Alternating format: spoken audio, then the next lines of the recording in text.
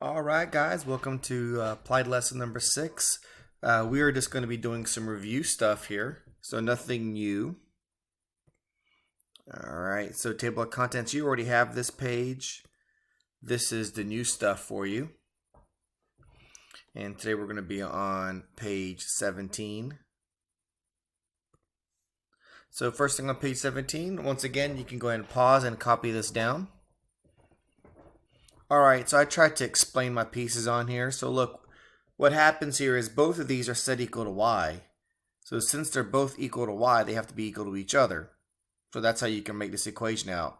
And you just solve it down to get x equals 3. You can plug that 3 into either equation. I plugged it into the top one. And you get y is 2. And so after all is said and done, you need to make sure you write your answer as a point. The x was 3 and the y was 2. That's your final answer. So this is called the equal values method. All right, so now the next one is substitution method. So go ahead and copy this one down. All right, now on this bad boy, you'll notice that this first equation here has y equals 6x minus 23. So when one of the equations is set equal to just one letter, you can do a substitution.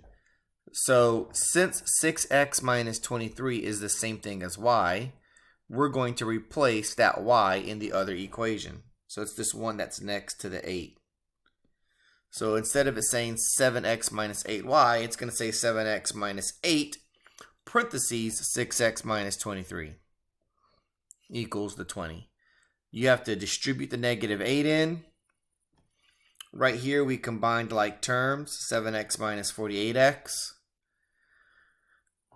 And just solve this down to get x equals 4. Once you get one variable, plug it in to get the other. The cool part about substitution is when you get the x equals 4, you can plug it into that equation that solve for y, and it'll get your answer real quickly. So you get y is 1. So x is 4, y is 1. Write it as a point. Because remember, that's where these things intersect.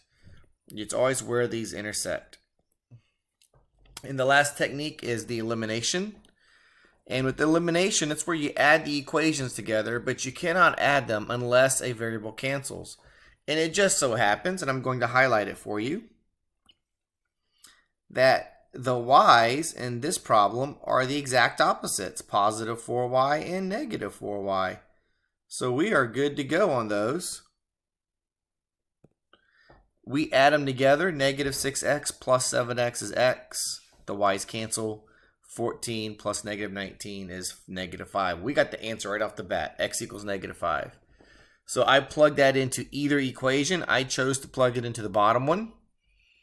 So it became 7 times negative 5 plus 4y equals negative 19.